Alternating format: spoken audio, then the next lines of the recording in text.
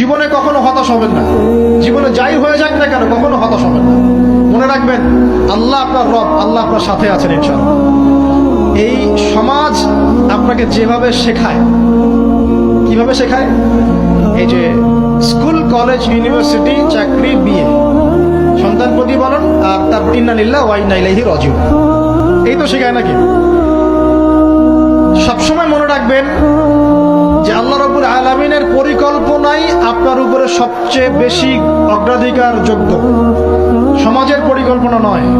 পরিবার আপনাকে চাপ দিচ্ছে, চাকরি পাস না, পড়াশোনা করিস না, হ্যাঁ পড়াশোনায় কেন তুই 80 নম্বর পাইলি না, কেন চান্স পেলি না, কবে চাকরি পাবি, কবে আমাদেরকে দেখবি, খাওয়াবি, পড়াবি, এই যে চাপগুলো চারপাশ থেকে আসে কিনা, এতে করে অনেক যুবক দেখা যায় মাদকাসক্ত হয়, অনেকে দেখা যায় আত্মহত্যা করছে, ইদানিং করছে কিনা ভাই? এই শব্দটা থেকে আমি এই পয়েন্টটা আজকে লিখেছিলাম যে ভুলেও আল্লাহর প্রতি বিশ্বাস এবং তাওয়াক্কুল হারাবেন না। সমাজ যেভাবে শেখায়, সমাজ চারপাশে যে চাপ আপনাকে দিচ্ছে, এই চাপে নিজে গা ভাসিয়ে দিবেন না। আপনি আল্লাহর কাছে দোয়া করবেন, আল্লাহর কাছে পথ চেয়ে নিবেন এবং আল্লাহর প্রতি তাওয়াক্কুল ভরসা করবেন, কখনো আত্মহত্যার পথ বেছে নিবেন।